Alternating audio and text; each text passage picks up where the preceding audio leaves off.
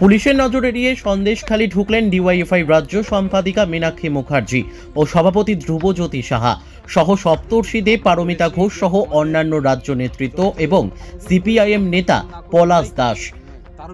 তারা কথা বলছেন সেখানকার মানুষদের সাথে। সন্দেশখালী নির্যাতনের বিরুদ্ধে রুখে দাঁড়ানো গ্রামবাসীদের সঙ্গে শনিবার সকালে কথা বলেন ডিওয়াইএফআই রাজ্য নেতৃত্ব সহ সিপিআইএম নেতা পলাশ দাস। এদিন ভোরে তারা নদী পেরিয়ে দ্বীপে চলে আসেন। তারা প্রথমে সর্দারপাড়ায় যান, পরে পাত্রপাড়া, মাইতিপাড়ায় যান। গ্রামের মহিলাদের সঙ্গে দীর্ঘক্ষণ কথা বলেন তারা। পুলিশকে এড়িয়ে বিস্তীর্ণ এলাকায় মানুষের ওপর তৃণমূলের অত্যাচারের বিবরণ শোনেন তারা। এদিন সকাল থেকেই সন্দেশখালীর অনেক এলাকায় লাল ঝান্ডা উড়িয়ে দেন গ্রামবাসীরা। সন্দেশখালী, উত্তর 24 পরগনা থেকে তন্ময় ভৌমিকের রিপোর্ট, এস নিউজ বাংলা।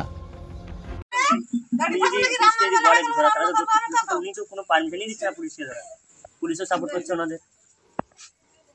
এই জমি তো মানুষ ফিরে পেতে চায়। হ্যাঁ, তাহলে এই জমি ফিরে পাওয়ার জন্য যদি আমরা লড়াইয়ে নামি, পাশে থাকবো তো সবাই। হ্যাঁ, লড়াই তো এমনি করছি। হ্যাঁ, এমনি তো লড়াই করতে হচ্ছে। হ্যাঁ, আমরা যদি অবস্থানে বসি তাহলে তো তোমাদের হেল্প লাগবে। মানে জমি তো তোমার জমি তো তোমার জমি, আমাদের জমিটা আমাদের ফেরত চাই তো। জোর করে এতদিন করেছি। ভয় করলে হবে না, ভয় তো হবে, একদিন তো মরতে হবে। একদিন মরতেই হবে। ভয় পেয়ে কিলাম, এই তো আজ না কাল মরতেই হবে, তাহলে ভয় পেয়ে কিলাম। তেমন এই আছি মোটামুটি, তো একটা বাচ্চা নিয়ে স্বামীটা আছে। আপনাদের কতগুলো জমি ছিল? আমাদের 6 বিঘে জমি। 6 বিঘাতে জল ঢুকিয়ে দিয়েছে সব, সেই জমি ওরা খেছে। হ্যাঁ, আগে তো 6 বিঘা জমিতে যদি ধান যা হতো তো বছর খোরাক, গোটা বছরের। হ্যাঁ, আমার বছরে ধান চালের অভাব হতো না। আমরা চাল কিনে খেতে হতো না। আমাদের যা অবস্থা করে গেছে, এখন আমার চাল কিনে খেতে খেতে আমাদের দিন চলে যাচ্ছে। 6 বিঘা জমি একদম সব দখল করে দিল।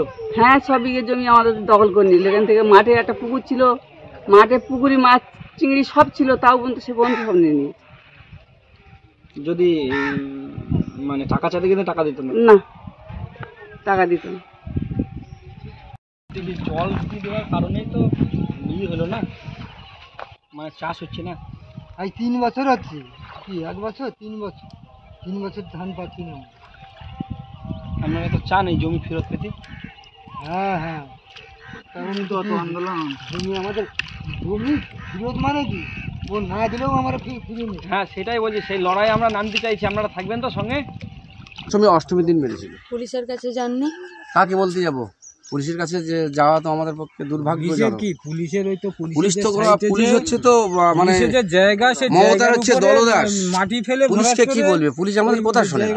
কাকে জানতে যাবো? থানায় একটা আপনি ডায়েরি করতে যান, যা করতে যান, শিবুয়াইরা সাজারের কাছে আগে যেতে হবে। তা কি এমনি তো মেরেছে, হাঁটতে পারি না। তারপরেও আপনার ধরুন যদি 1.5 মাস 2 মাস করে কাজ করে পয়সা না দেয়, তাহলে আমরা আর কি করতে পারি? ডাক্তার দেখানোর পয়সা নেই আমার, এরকম একটা পরিস্থিতি। আর সেই টুকটাক ওষুধ খেয়ে কোনো রকমে কষ্ট করে ঠিক হতে হয়েছে। আপনি তো মীনাক্ষী দি, হ্যাঁ, যদি জমি ফেরতের আন্দোলনে আমরা যদি এখন বসি, আসবেন আমাদের সাথে? দেখুন, একটা বিষয় হচ্ছে এই মুহূর্তে আগের দিন তো শুনেছেন নিশ্চয়ই, মেয়ে ছেলেকে মেরেছে সিংপাড়ার, 1 না 2 মেয়ে ছেলেকে মেরেছে, হসপিটাল ভর্তি। এখন এমনি 44 চলছে, আর তারপরে যদি আমরা ওয়ারেন্ট হয়ে আছে, ঠিক আছে। এখন আমরা আন্দোলন করতে গেলে বিনা দোষে মানুষগুলোর নামে কেস করেছে, বলুন তো 100 কতজন? যতজনের কেস থাকবে সব কেসের থেকে একদম বিনা শর্তে মুক্তি হবে, আর কেস উইথড্র হবে। না লড়লে রাস্তা না, সেদম আমরা দেখাবো। কারণ আমি কেস থাকতে দিব না। আজ হলে আজ, কাল হলে কাল, পরশু হলে পরশু। মানুষ একত্রেই আছে একসাথে। আর এখান থেকে আমি কথা দিয়ে গেছিলাম তো। হ্যাঁ স্যার, আপনাকে দেখেছিলাম। হ্যাঁ।